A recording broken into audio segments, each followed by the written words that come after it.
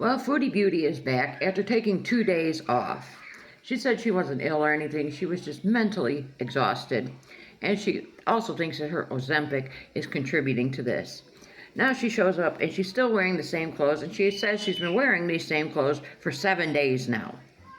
Now that's she has clothes, but she continues to wear the same clothes over and over and over. Can you imagine?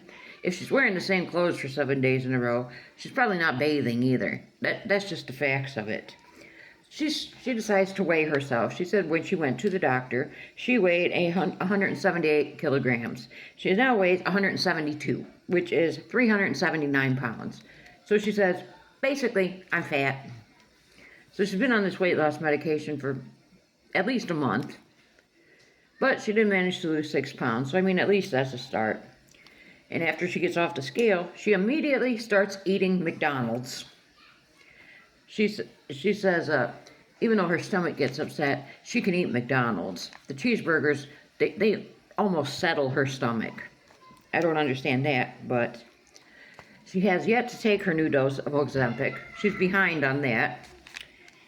And then she mentions, if you remember, I mentioned she had said there was some fraudulent activity on her bank card. Somebody from another country had ordered from Temu or something on her card. And she said this was a week ago. And she still has not addressed it with her bank. She says every time she calls to take care of this, the wait time on the phone is so long that she doesn't feel like waiting. Somebody has fraudulently used your account to purchase something, but you don't feel like waiting on the phone to report it and get this straightened out and get this charge removed? You just want to keep letting it go on and risk that it's going to happen again? That just doesn't compute with me. I don't understand. She says the day before she had spent time with her family. She admits that her mom and her sister insisted on helping her, and her aunt, they insisted on helping her clean up.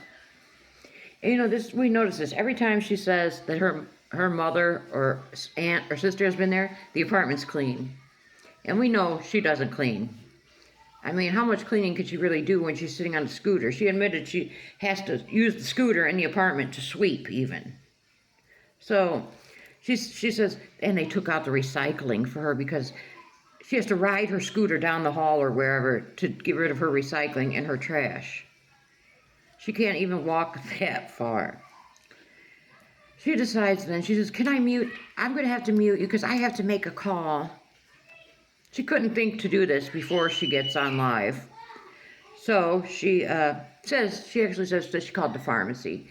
And she's going to be getting the generic Ozempic. She says it's $100 cheaper. So then she decides to ask ChatGPT if this is the same as Ozempic. Hello. She's 42 years old and doesn't understand that a generic medication is the same exact medication without the brand name on it. It's made exactly the same, it's just missing a brand name.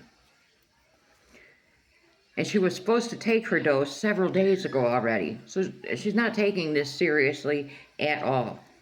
And she's not only taking it for weight loss, it's to help control her sugar also because she's a terrible diabetic. But she doesn't seem to care about her health.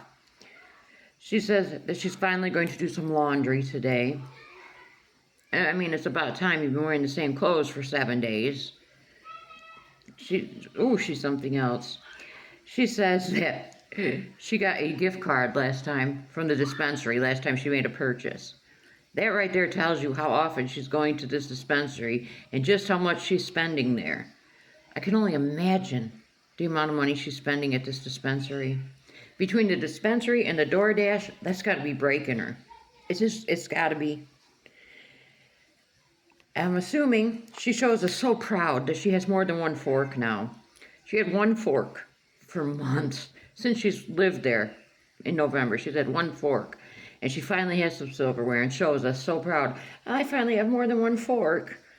I'm assuming that's only because her mother probably gave it to her. Her aunt brought her a cookie sheet. And somebody gave her this Christmas-looking pillow that she has sitting on her couch now. It is kind of a cool pillow. It's a decorative pillow. It has a house on it with snow on the roof, some trees in the background, and there's a button she pushes in it, and the lights, the windows light up on the pillow. It is kind of cute, but she'll have it ruined, filthy, in no time. She'll spill food on it or something. Then she decides she's going to eat some berries. And while she's eating these berries, she has this can of whipped cream. Now you can only imagine the disgusting show she puts on with this whipped cream. She's spraying the whipped cream in her mouth. And while she's got it in her mouth, she's laughing. So you could see the whipped cream in her mouth. She's like a toddler showing you what they got in their mouth.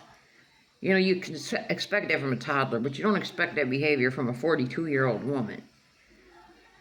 Then she looks at the can, at the nutrition facts on the can, and it only has, I don't know, 40 calories for 4 tablespoons or something, and 4 grams of sugar or something. She goes, oh, well, in that case, sprays more in her mouth. She's so disgusting when she eats. So disgusting. And then we get Salah showing up in the chat. And then immediately her whole demeanor changes. Oh, hi, sweet love. Oh, sweet love, sweet love. She can never call the man by his name. It's always sweet love. It's really kind of sickening and cringe. And if you recall, I said he was in the chat the other day, and he asked if anybody was willing to invest with him in some business opportunities. And he never really, she didn't elaborate on this, and neither did he. What are these business opportunities? What's he got going on now?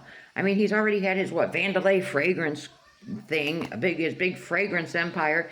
Then he had the olive trees, and he's turning into a big olive farmer. And now what? Well, apparently, he says, quote, in the chat, someone asked him something, I don't even know, but he said, quote, handling my business and planning to buy a villa with farm. And then he says, quote, we'll buy the villa as a business to rent it to people here. I don't think she want to come here. So he wants to buy a villa with a farm and rent this farm and this villa out to people. Even though it's Syria and the prices are super low, I can't imagine that would be that cheap to buy a whole villa and all this land he's talking about. And he says I'm assuming he's speaking on Chantal. I don't think she want to come here. No, just wait. Next week she'll want to. This week she doesn't because she's still on this. Her and BG were made for Canada. The week before that it was she hated Canada. So next week she'll hate Canada again. So don't worry, Salah. She'll want to come next week. And then he goes on to say in another comment, quote, everything is nature here. I can plant all kinds of veggies and fruits too. And have chickens and ducks too, unquote. So he's got big plans for this villa and farm. We're gonna have a farm. We're gonna have chickens, ducks, fruits, vegetables. I guess this is what he wants people to invest in. And then finally he says, quote, I bought 2 cars too and rent them for good prices too. So not only that, he's bought 2 cars. Where's this money coming from? Is his olive business really taking off like that? I don't believe that these are his businesses. I think his family's funding these businesses. I really do. Because where's he getting this money? I don't think Chantal's sending him the money because she's complaining about taxes and how high everything is in Canada. And she's taking all this time off lately. And I think there's something funny with her taking, how she relies on live streaming every day because that's her only contact with the outside world. And when she doesn't do it for days a day, 2 days at a time this time, I think she's spending time with the ex-boyfriend. Because it's clear there's still feelings there because every chance she gets, she talks about that man. And then she'll, disappear offline. And blame it on, oh, I wasn't feeling well. Oh, this, oh, that. No, it's going to come to light. If she's spending time with this ex-boyfriend, it's going to come to light. So, basically, it was just a bunch of nonsense. A usual Foodie Beauty stream. So, let me know your thoughts.